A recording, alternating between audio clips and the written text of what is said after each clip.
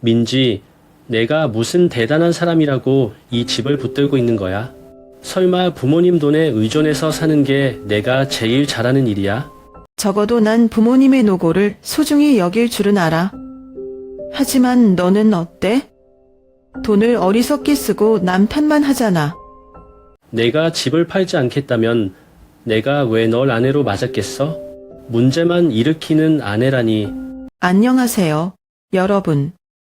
오늘은 제가 결혼 생활에서 겪었던 가장 충격적이고 힘들었던 이야기를 여러분과 공유하려고 합니다. 사랑으로 시작된 결혼이었지만 남편의 숨겨진 빚과 계속되는 거짓말은 우리 관계를 송두리째 흔들어 놓았습니다. 제가 내린 결단은 과연 뭐랐을까요? 여러분이라면 어떻게 했을까요? 함께 이야기 나눠요. 안녕하세요. 저는 민지입니다. 부산에서 태어나고 자란 평범한 여자예요. 부산은 늘 바다의 짠내음이 가득하고 파도 소리가 잔잔한 배경음악처럼 들리는 곳이에요. 해가 질 때면 바다가 황금빛으로 물들고 그 아름다운 풍경은 제 어린 시절의 소중한 일부였죠. 부모님은 작은 어시장에서 일을 하셨고 저는 그 속에서 소박하지만 따뜻한 사랑을 받으며 자랐어요. 28살이 되었을 때 저는 부산의 한 사립영어학원에서 교사로 일하고 있었어요. 안정적인 일이었지만 가끔은 반복되는 일상이 지루하게 느껴지기도 했죠. 내 인생이 이렇게 평범하게 흘러가기만 할까? 라는 생각이 들 때가 많았어요. 그러던 중 운명처럼 다가온 일이 있었습니다. 바로 제주의 한 자원봉사 프로젝트였어요. 그 프로젝트는 제가 일하던 학원이 주최한 것으로 제주도의 농어촌 지역에서 어려운 환경에 처한 아이들을 돕는 일이었어요.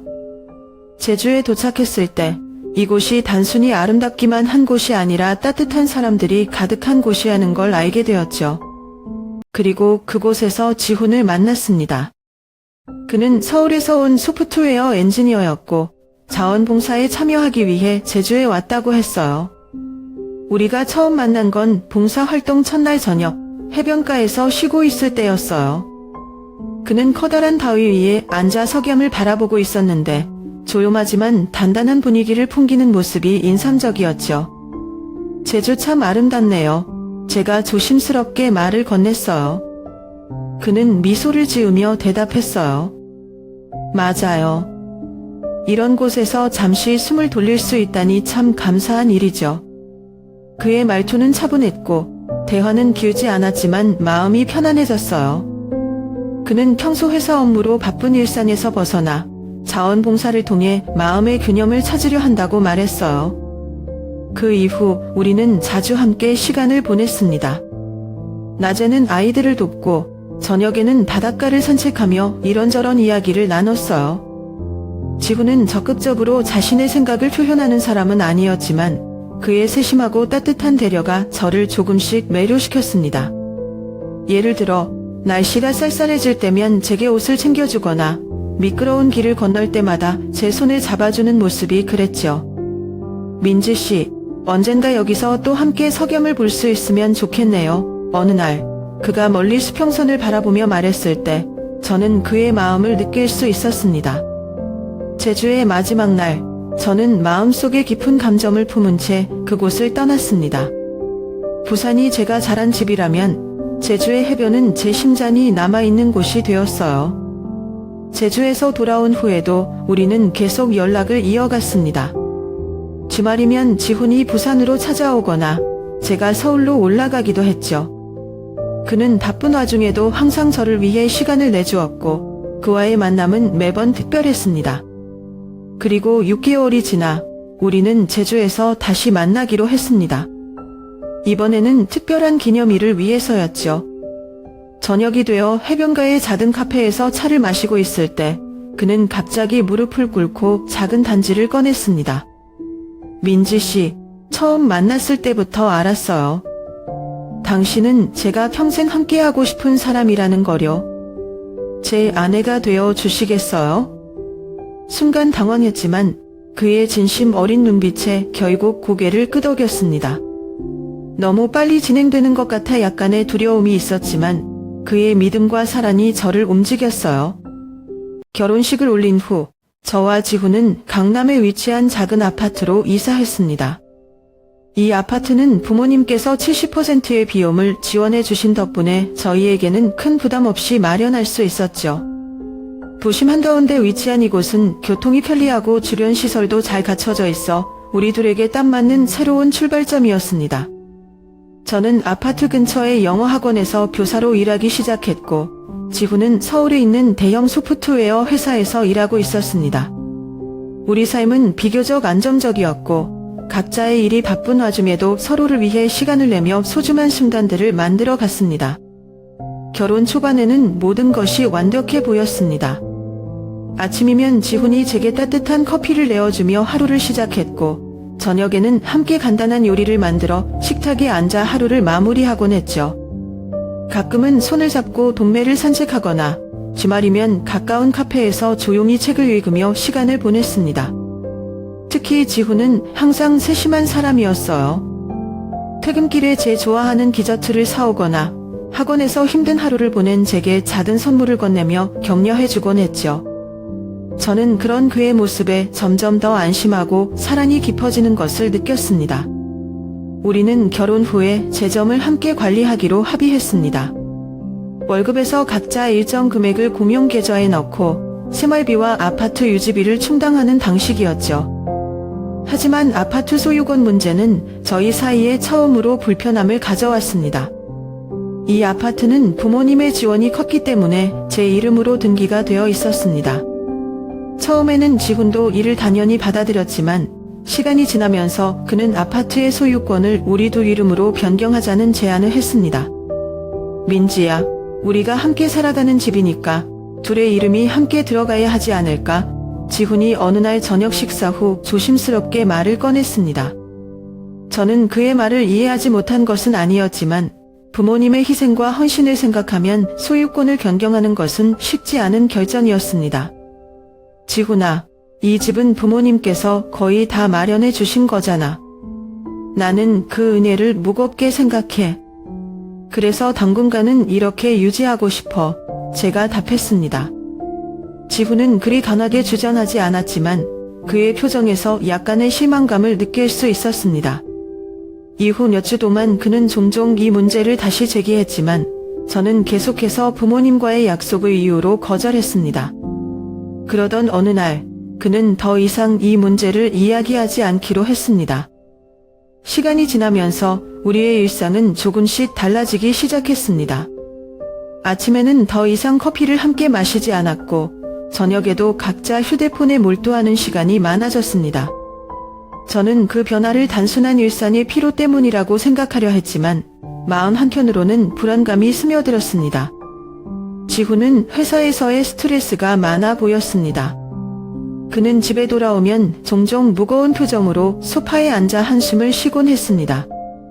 제가 다가가 이야기를 나누려 하면 괜찮아. 그냥 회사 일 때문에 그래. 라며 대화를 피하려 했습니다. 한편으로 저는 학원에서의 일이 점점 더 부담스럽게 느껴졌습니다. 몇몇 학생들이 수업에 집중하지 않고 학부모들의 요구도 점점 까다로워지면서 제 자신감이 조금씩 흔들리기 시작했습니다. 하지만 지훈에게 제 고민을 솔직히 털어놓기가 어려웠습니다. 그는 이미 자신의 문제로 충분히 바쁜 사람처럼 보였으니까요. 우리는 여전히 서로를 사랑하고 있었지만 그 사랑이 예전처럼 자연스럽게 표현되지 않는다는 것을 느끼기 시작했습니다. 지훈은 점점 더 자신의 일에 몰두했고 저는 우리 관계의 미묘한 변화를 혼자서 감내하려 했습니다. 그러던 중 어느 날 밤 지훈이 무심코 내뱉은 한마디가 저를 놀라게 했습니다. 민지야, 우리가 같이 산다는 게 점점 부담스럽게 느껴질 때가 있어. 그의 말은 단순히 피곤한 날의 푸념일 수도 있었지만 저에게는 큰 충격으로 다가왔습니다. 저는 그날 밤 잠들기 전 오래도록 창밖을 바라보며 생각에 잠겼습니다. 우리에게 무슨 일이 벌어지고 있는 걸까? 그리고 우리가 어떻게 다시 예전처럼 가까워질 수 있을까? 결혼한 지 1년쯤 되었을 때 제 삶은 예상치 못한 방향으로 흘러가기 시작했습니다. 제가 일하던 영어 학원이 갑작스럽게 폐업하면서 직장을 잃게 된 것입니다. 처음에는 그저 새로운 기회를 찾으면 된다고 스스로를 위로했지만 시간이 지나면서 경제적 압박이 현실로 다가오기 시작했습니다. 우리의 모든 생활비가 지훈의 월급에 의존하게 되면서 우리의 관계는 미묘하게 변하기 시작했습니다. 지훈은 처음에는 저를 위로하며 상황을 이해해 주려 했습니다. 괜찮아, 민지야. 우리가 함께라면 어떤 어려움도 극복할 수 있을 거야. 하지만 시간이 지나면서 그의 태도는 점점 변했습니다. 회사에서의 스트레스와 혼자 생계를 책임져야 한다는 부담은 그를 더 날카롭게 만들었고, 특히 돈 문제에 있어 그 변화는 두드러졌습니다. 어느 날, 제 사촌 동생이 학비 문제로 힘들어하고 있다는 소식을 들었습니다. 그녀는 저희 가족에게 늘 의지가 되는 존재였고, 저 역시 그녀가 꿈을 잃지 않았으면 하는 마음에 제 남은 저축에서 일부를 그녀에게 빌려주기로 했습니다. 이 사실을 지훈에게는 말하지 않았습니다. 그는 요즘 작은 지출에도 예민해져 있었기 때문입니다. 그 일이 발각된 것은 생각보다 빨리 찾아왔습니다. 지훈은 우리 통장의 잔고를 확인하다가 그 금액이 줄어든 것을 알아차렸습니다. 민지, 이 돈 어디 갔어? 그가 다그치듯 물었을 때 저는 잠시 망설였지만 사실을 말할 수밖에 없었습니다. 사촌 동생 학비 때문에 잠시 빌려줬어. 곧 돌려받을 거야. 제 말을 들은 지훈의 얼굴은 당황과 분노가 뒤섞여 있었습니다. 그걸 왜 나한테 말도 안 하고 내 마음대로 결정해? 그의 목소리가 차가웠습니다. 지훈, 그 애는 우리가 도와줄 수 있는 가족이야. 너도 이해해 줄 거라고 생각했어. 제가 조심스럽게 대답했지만 그의 반응은 예상보다 더 단호했습니다. 좋아. 그러면 적어도 이건 명확히 하자. 앞으로는 어떤 돈도 그렇게 사용할 수 없어. 지금 당장 그 돈에 대한 차용증을 써. 그의 요구는 저를 깊이 상처 입혔습니다. 저는 가족을 돕기 위해 작은 결정을 내린 것뿐인데 그가 저를 믿지 못하는 것처럼 느껴졌습니다. 차용증이라니? 우리 사이에 그게 꼭 필요한 거야? 제가 물었을 때 그는 단호히 대답했습니다. 민지, 신뢰는 말뿐이 아니라 행동으로 증명해야 해. 그날 밤 우리는 처음으로 심각하게 다퉜습니다. 그의 요구는 제게는 사랑과 신뢰에 금이 간 것처럼 느껴졌습니다. 하지만 지훈은 자신이 왜 그렇게까지 예민한지 설명하려 했습니다. 민지야, 나도 내 가족을 돕고 싶어. 하지만 지금 우리는 매달 겨우겨우 버티고 있어. 내가 느끼는 부담이 얼마나 큰지 너는 알 수 없을 거야. 그의 말에 동의하지 않을 수 없었습니다. 하지만 저는 여전히 그의 태도가 너무 냉정하다고 느꼈습니다. 우리의 대화는 결론을 내리지 못한 채 끝났고 저는 그날 밤 침대에서 뒤척이며 우리가 과연 이전처럼 가까운 사이로 돌아갈 수 있을지 고민했습니다. 며칠 후 제가 학원에서 받은 마지막 월급으로 사온 작은 케이크가 냉장고에 남아있는 것을 발견했습니다. 그 케이크는 우리가 작은 축하를 할 때 함께 먹으려고 산 것이었지만 이제는 그 의미조차 퇴색된 것처럼 느껴졌습니다. 저는 그 케이크를 꺼내어 작은 접시에 담고 지훈에게 다가갔습니다. 지훈, 우리 이야기 좀 할까? 제가 말을 꺼내자 그는 잠시 망설이더니 고개를 끄덕였습니다. 내가 실수했어. 내가 느끼는 부담을 충분히 이해하지 못했어. 제가 먼저 사과했습니다. 그러자 그의 표정이 조금 누그러졌습니다. 나도 너무 과민하게 반응한 것 같아. 하지만 우리 앞으로 더 잘 소통해야 해. 그날 밤 우리는 다시 한번 서로를 이해하기 위해 노력했습니다. 하지만 그 대화가 완전히 문제를 해결한 것은 아니었습니다. 그 이후로도 잦은 다툼과 오해는 이어졌고 저는 점점 우리가 결혼 초기에 가졌던 단단한 믿음이 흔들리고 있다는 것을 느끼기 시작했습니다. 우리의 결혼은 분명 사랑에서 시작되었지만 현실의 무게는 그 사람을 시험대에 올려놓은 것 같았습니다. 이런 상황 속에서 우리가 과연 얼마나 더 버틸 수 있을지 저 스스로에게 묻는 날들이 많아졌습니다. 그해 겨울, 지훈은 예상치 못한 제안을 했습니다. 강남에 있는 우리의 아파트를 팔고 더 고급스러운 지역으로 이사 가자는 것이었죠. 그는 이를 투자 기회라며 강력히 주장했습니다. 지금 부동산 시장이 괜찮아. 이 아파트를 팔고 더 좋은 곳으로 가면 장기적으로는 우리에게 훨씬 유리할 거야. 지훈은 진지한 표정으로 설명했습니다. 저는 그의 의견을 들으면서도 곧바로 반대했습니다. 이 아파트는 단순한 집 이산의 의미를 가지고 있었으니까요. 지훈, 이 아파트는 단지 우리가 사는 곳이 아니야. 부모님께서 힘들게 지원해 주신 희생의 결과물이야. 난 이걸 탈고 싶지 않아. 제가 단호히 말하자 그의 얼굴에 실망이 서리는 것을 느낄 수 있었습니다. 우리의 대화는 점점 격해졌습니다. 지훈은 계속해서 논리를 펼쳤지만 저는 그 논리보다 감정이 우선이었습니다. 이건 단순히 투자 문제가 아니야. 우리 부모님이 얼마나 많은 노력을 기울였는지 내가 잘 알잖아. 난 그분들의 희생을 이런 식으로 저버릴 수 없어. 제가 말했을 때 그는 깊은 한숨을 쉬며 한동안 아무 말도 하지 않았습니다. 그러다 마침내 그는 냉정한 목소리로 말을 꺼냈습니다. 민지, 난 우리의 미래를 생각해서 이 얘기를 하는 거야. 만약 내가 계속 이렇게 나올 거라면 우리가 함께할 필요가 없을지도 몰라. 그 말은 마치 날카로운 칼처럼 제 가슴을 찔렀습니다. 저는 순간 말을 잃고 그저 그를 바라볼 수밖에 없었습니다. 결혼 후 처음으로 그는 우리 관계의 지속 가능성에 의문을 제기한 것이었죠. 그날 밤 우리는 별다른 대화 없이 각자의 방으로 들어갔습니다. 저는 침대에 앉아 멍하니 창밖을 바라보며 생각에 잠겼습니다. 지훈의 말이 계속 머릿속을 떠나지 않았습니다. 함께할 필요가 없다니? 이게 무슨 의미일까? 우리가 함께 나누었던 모든 순간들이 떠올랐습니다. 제주에서의 첫 만남, 강남 아파트에서의 신혼생활, 그리고 함께 나눴던 소소한 행복들. 그런데 이제는 모든 것이 이 아파트라는 문제로 인해 갈등의 중심이 되어 버린 것 같았습니다.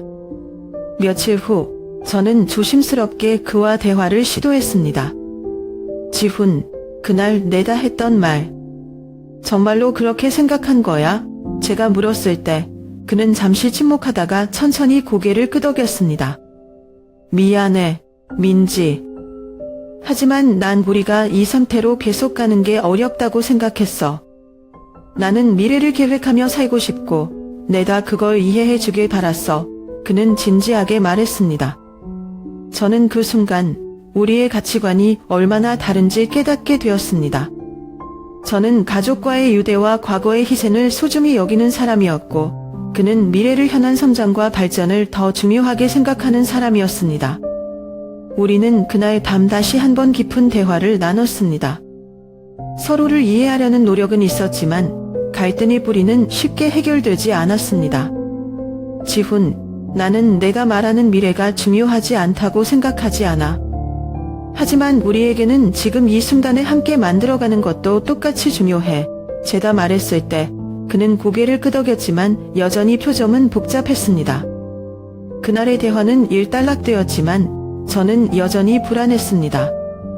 이 문제가 단순히 아파트 소유권 문제를 넘어 우리 관계 전반에 걸친 신뢰와 이해의 문제로 확대되고 있다는 느낌이 들었기 때문입니다. 그로부터 몇 주간 우리는 서로에 대한 태도가 점점 더 조심스러워졌습니다. 아침 식탁에서는 이전처럼 가벼운 농담이 오가지 않았고 저녁 시간에도 각자 휴대폰에 몰두하는 시간이 늘어났습니다. 지훈은 더 이상 아파트 이야기를 꺼내지 않았지만 그 침묵 속에서 저는 우리가 여전히 해결되지 않은 문제 속에 갇혀 있다는 것을 느꼈습니다.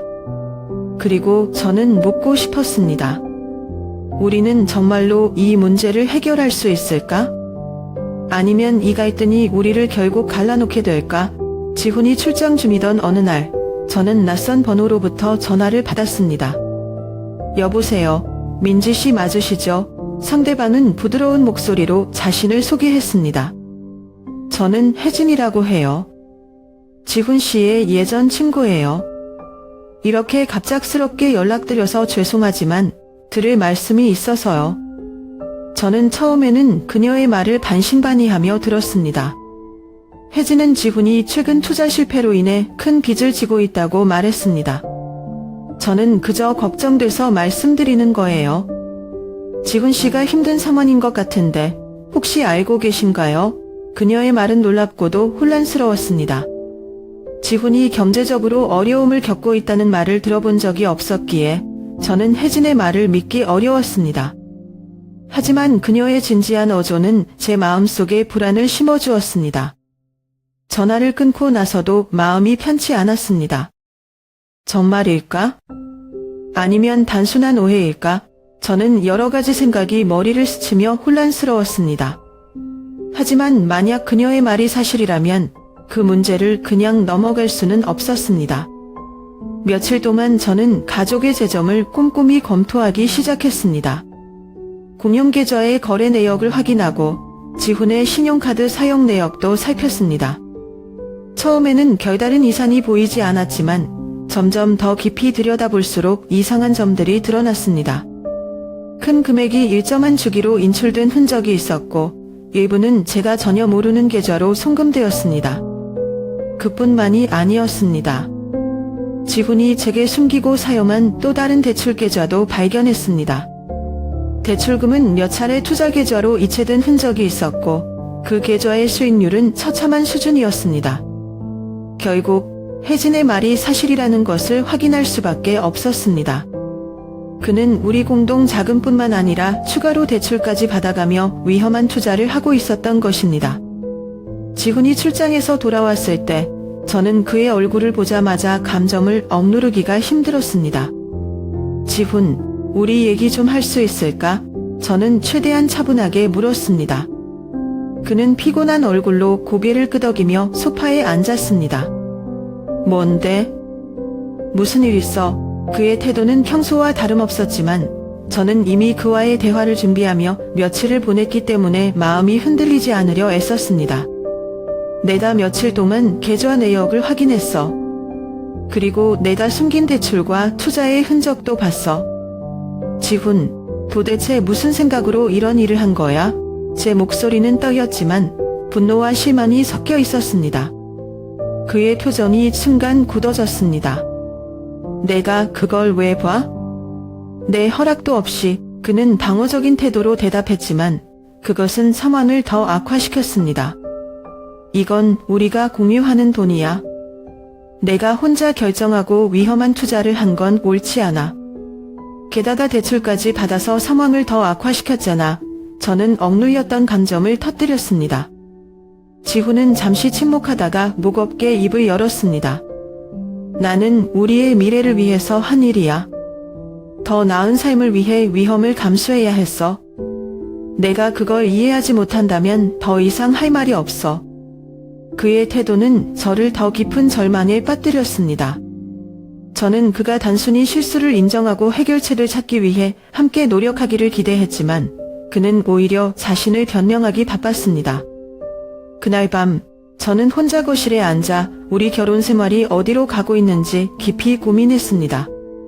지훈과 나눈 대화는 우리의 관계가 단순히 경제적인 문제를 넘어 신뢰와 소통의 부재로 인해 더 큰 위기에 처해 있다는 것을 보여주었습니다. 이 결혼을 지속할 가치가 있는지 아니면 멈춰야 할 시점에 다다른 것인지 알 수 없었습니다. 다음 날 저는 부모님께 조언을 구하기로 결심했습니다. 부모님은 제 말을 듣고 한동안 생각에 잠기셨습니다.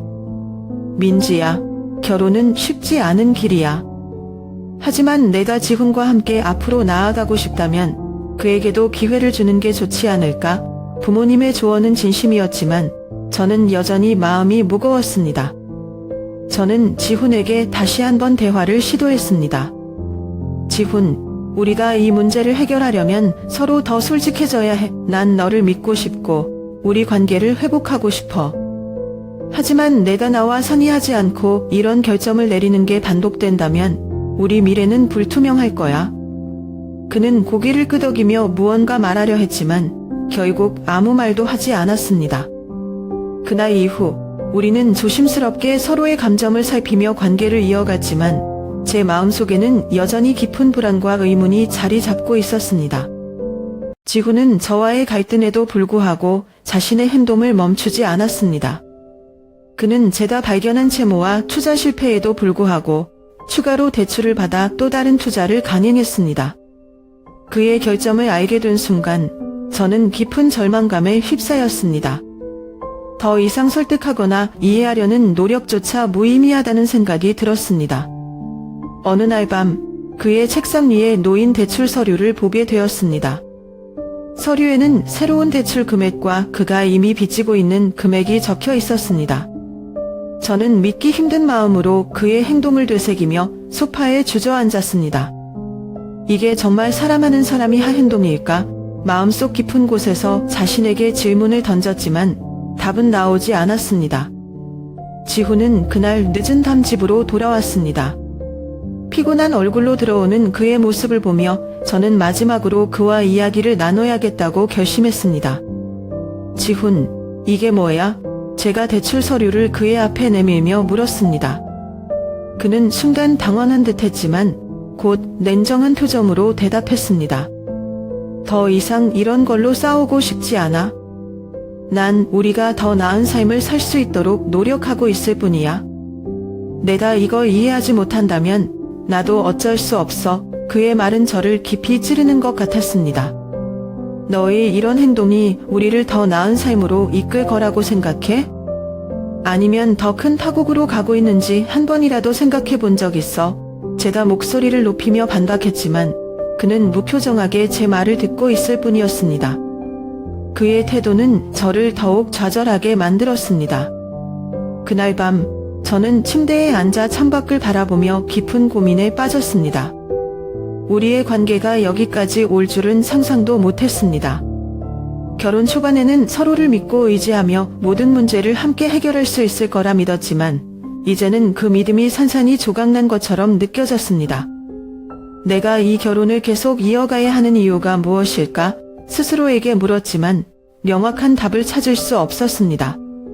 부모님께서 지원해 주신 아파트와 우리의 과거가 떠올랐지만 그 모든 것이 지금의 고통을 이길 만큼의 위로가 되지는 않았습니다. 결국 저는 결정을 내렸습니다. 이렇게 계속해서 자신을 희생하며 살아갈 수는 없었습니다. 저는 깊은 한숨을 내쉬며 짐을 싸기 시작했습니다.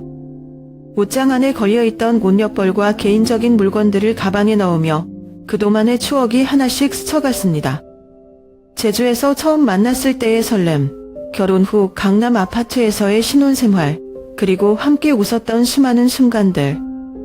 하지만 그 추억들은 더 이상 현재의 고통을 덮을 수 없었습니다. 다음 날 아침, 저는 조용히 집을 떠나기 위해 일찍 일어났습니다. 지훈은 여전히 침실에서 깊이 잠들어 있었고 저는 그에게 작별 인사를 하지 않기로 결심했습니다. 문을 나서기 전 저는 테이블 위에 짧은 편지를 남겼습니다. 지훈, 나는 더 이상 이렇게 살 수 없어. 우리가 함께 해결할 수 있을 거라 믿었지만 지금의 너와 나는 같은 방향을 바라보고 있지 않은 것 같아. 나를 이해하려 하지 않는 너의 모습에 지쳤고 이제는 나 자신을 위해 떠나야겠어. 건강하길 바라. 편지를 내려놓고 저는 문을 조용히 닫았습니다. 강남의 아파트를 뒤로하고 나오는 동안 마음속에는 무거운 슬픔과 약간의 해방감이 섞여 있었습니다.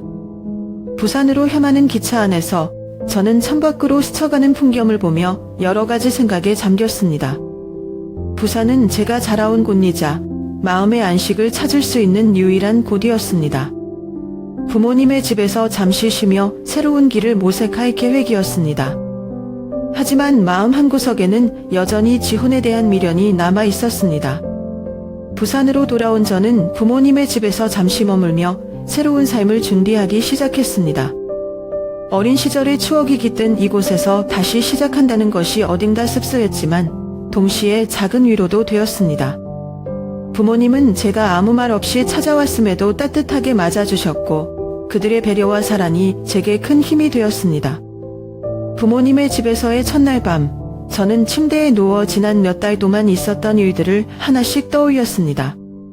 결혼의 시작이 얼마나 달콤했는지, 그리고 그 달콤함이 점차 무거운 짐으로 변해가는 과정을 되짚어보며 마음이 복잡해졌습니다.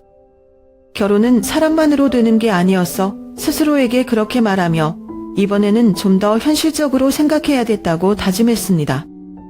부산에서의 일상은 처음에는 낯설었습니다.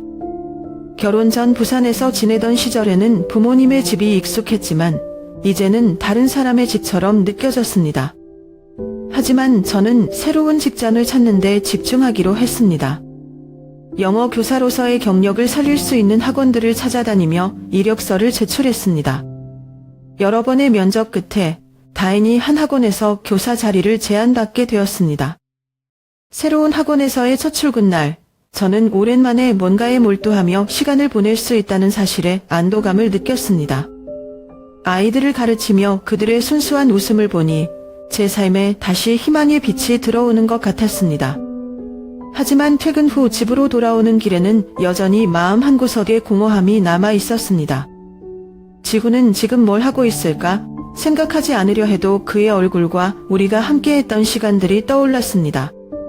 부모님은 제가 다시 일하기 시작한 것을 기뻐하며 응원해 주셨습니다.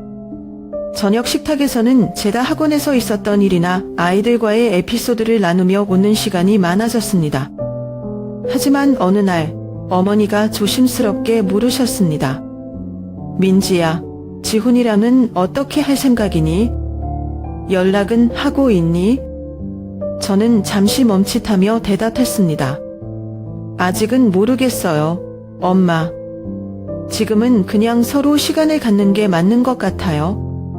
어머니는 이해한다는 듯 고개를 끄덕였지만 제가 겪고 있는 고통을 느끼는 듯 했습니다. 결혼이란 게 참 어려운 일이구나. 하지만 민지야, 내가 무엇보다 행복해지는 게 중요해. 그게 지훈과 함께든 아니든 말이야. 시간이 지나면서 저는 점점 더 명확하게 깨닫기 시작했습니다. 결혼은 단순히 사랑만으로 유지될 수 있는 관계가 아니라는 것을요. 사랑은 시작의 이유일 수 있지만 지속되기 위해서는 투명함, 신뢰, 그리고 상호 존중이 필수적이었습니다. 특히 지훈과의 관계에서 재정적인 문제는 단순한 돈의 문제가 아니었습니다. 그것은 우리의 가치관과 삶에 대한 태도가 얼마나 다른지를 보여주는 선진이기도 했습니다. 한 달쯤 지났을 때 지훈에게서 문자가 왔습니다. 잘 지내고 있어? 얘기하고 싶어 간결한 문장이었지만 그의 말 속에 담긴 의미를 곰곰이 생각하게 되었습니다. 정말로 변하려는 걸까? 아니면 단순히 나를 붙잡으려는 걸까? 저는 즉시 답하지 않고 시간을 두고 고민했습니다. 부산에서의 생활은 점차 안정되어 갔지만 제 마음속에는 여전히 결혼 생활의 향방에 대한 불확실함이 남아 있었습니다. 부모님의 사랑과 새로운 직장에서의 만족감이 저를 버티게 했지만 제 내면에는 여전히 지훈에 대한 미련과 실망이 뒤섞여 있었습니다. 저는 이 이야기를 통해 누군가가 자신의 가치를 깨닫고 삶의 중요한 결정을 내리는데 조금이나마 도움이 되었으면 좋겠습니다. 결혼은 두 사람이 함께 만들어가는 길이지만 자신을 잃어가면서까지 유지해야 하는 길은 아니란 것을 배웠습니다. 지금 이 순간에도 저는 여전히 그 선택의 끝에 서 있지만 한 가지는 분명히 알게 되었습니다. 나 자신을 소중히 여기는 것이야말로 진정한 행복의 시작이라는 것을요.